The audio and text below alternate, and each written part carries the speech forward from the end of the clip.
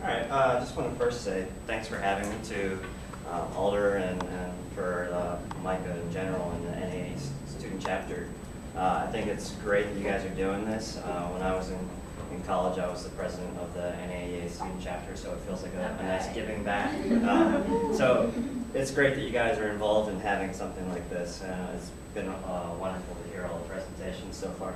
So a little bit about myself, which you kind of read in the bio, so I won't go into it too much. But I'm a high school art teacher in Howard County, and I'm really started becoming interested in integrating technology when I was doing my master's work, and started to think a lot about behaviors of students and how when I first started teaching, I was teaching on the chalkboard and pulling out posters and slide projectors and things like that. And I realized that students right before my eyes were changing and how technology was changing the learner and how I need to be just as up to date with what's going on and be able to communicate with them. This data is actually a couple years old, and I've since seen some even bigger numbers, especially on the Facebook one. But it's really astounding when you think about how our kids today, as soon as they go home, and everything that they're interacting with is technology. I've seen numbers as high as 85% on the Facebook account now. It almost probably seems like more like 100%. But they are online, whether it's on their phone, texting is interesting to see that texting video, or on the computer chatting this and that. And you know, you can sit around and complain about the fact that they're doing all of this and that it's different. You guys are kind of part of that generation, so but you really have to figure out how you can get in touch with these kids in their way of learning. They're interested in online blogging, they're interested in social networking, so I started to think about, all right, well, how can my classroom take on some of these characteristics of getting kids involved online? So to give you a little background, the origins of how I started evolving my teaching, I first started just digitally putting up images of their work, rather than putting up always having work on the wall as a critique, photographing things from their sketchbook, things like that, making interactive slideshows. They really like that. Just seeing it on the screen and seeing it bigger, all of a sudden, wow, they're more interested. I've captivated them. Then I started sending them on some research on the web, providing some topics and some links and having them get a little bit more involved that way. They like that clicking around rather than looking in a book or going to the library. Then I moved on to a website, and I, through my research, realized that you really have to make a website dynamic, and you really have to make it interactive for people to go back. A lot of teachers I see have this static web page where it's like, here's my classroom, here's me, and it has the basic information, and that's it. Kids are never going to look at that because they need fast-paced things that are changing, things that they want to go back to, things that they can interact with. And lastly, the last thing I'll talk to you about today is how I started using portfolios online to get the kids more interactive and to really push some artistic behaviors. So I'll start by showing you a little bit about my website, and I apologize that I'm talking kind of fast. This presentation is lengthy and usually take up a lot more time, so I'm trying to condense the best I can. My website starts off like this, and there's a navigation bar across the top, and it's probably well over 100 pages involved that kids can click around on. To show you a couple of glimpses, we have it linked out to the whole department, so you can click on by teacher. And there's a sort of a rolling slideshow of different things that's going on in our studio. And then for me, kids can click on, find contact information about me, all the classes, and then I have this huge link section, and each of these opens up to more information. What I found was that not only were kids using this, but parents. Because I had a really good conversation with earlier about how you have to be an advocate for your program with parents, because you get a lot of parents who think, what is my child going to do with art after school? And so if you are not pushing the fact that art, like some of the other presenters today, is just as important as the academics, then you're kind of selling your program short. And so having all these resources to parents, you know, what is the AP test? What are colleges they can go to? What are things they can do outside of high school with the arts is really important. So here's an example of some of those pages. When you click on those buttons that were on the right, I have tons of contests and scholarships, opportunities. I have a huge long scrolling page of colleges. There you guys are at the top. Really push MyICA. I have an alumni page, which that is kind of like a big to-do honor. If you go into arts after high school, then you get a little section on here saying all your awards and where you are now. And kids really love interacting back on this even after they graduate. I also have local area arts classes and things that they can do and sign up for. Parents will often email me and ask me these questions, and I can just simply say, here it is. It's on the website. Some other things, we have a National Art Honor Society, which is through NAEA. And so we organize that online. And we have a little blog set up which shows all of our meetings. And then I have a digital calendar. If you haven't gotten to all the things that Google has done, it's great. So my digital calendar is done on Google, and I have all of our assignments and due dates right on there. So there's no excuse of why you didn't know something. They can click on anything. And this is my plan book too. So it's great. You can filter it as well to see. Students can see some things. I can see some things.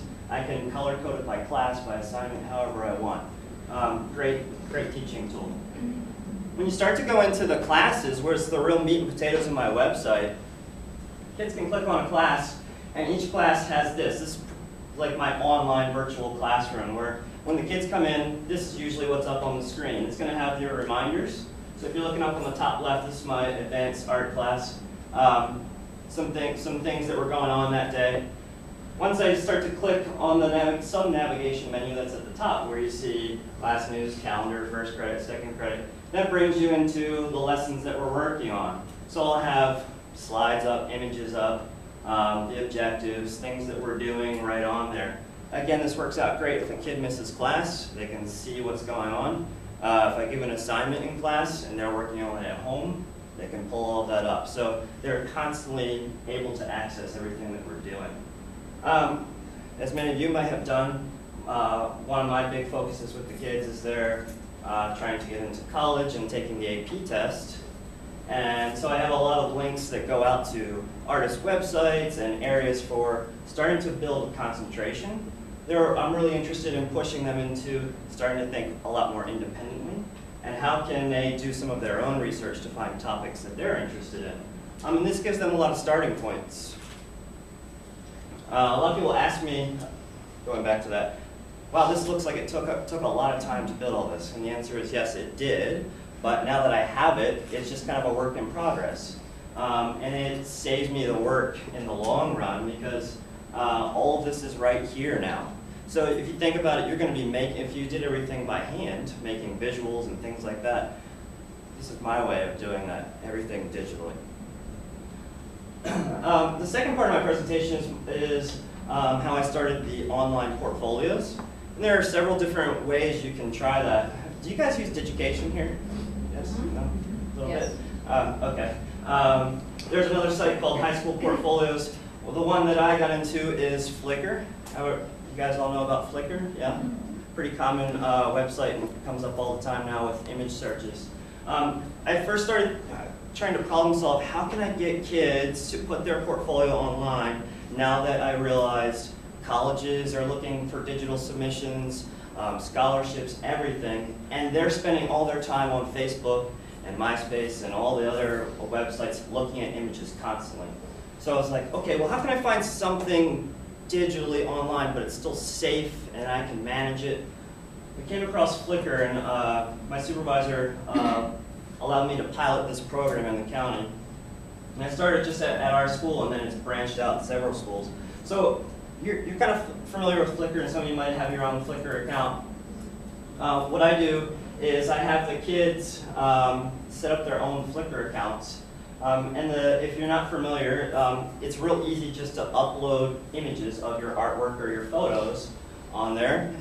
So once you've done that, you can label the artwork and give a description. And so it's pushing this artistic behavior of, how do I document my work, and then how do I write about it, and how do I share it?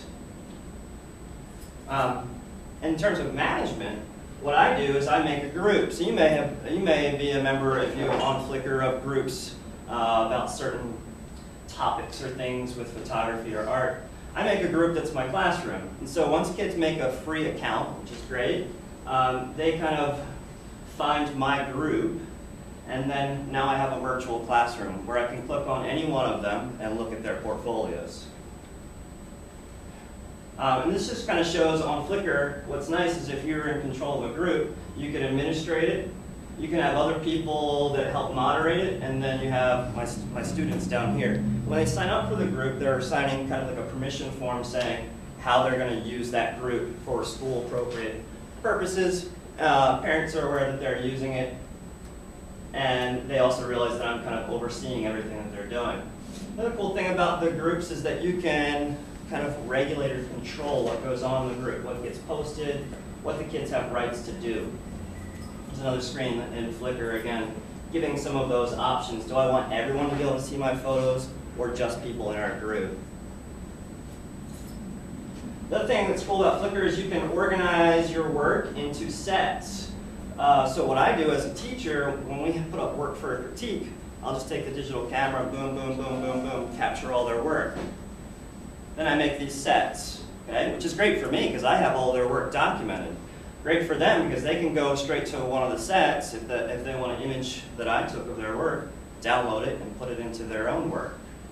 So those are lessons that I do with them. Once they have their work on their account, they can then make their own sets and organize their work how they want. For instance, this is an advanced student that I had that organized her sets by the AP exam. So if you took the AP art exam, you know that there's a breadth section, a concentration section. These were the images that she had put in that set. That's great for me. I can see what she has, what she needs, where she's going. Kids can also tag and make labels on their work just by simply entering those in. And if you pull up a search menu, and I wanted to find images that were cyanotypes, the student's image would come up. Here's that same student. This kind of shows her different sets over here, and another variation, or another section from one of her sets. Here's an example of another student who's currently here, and all of her sets.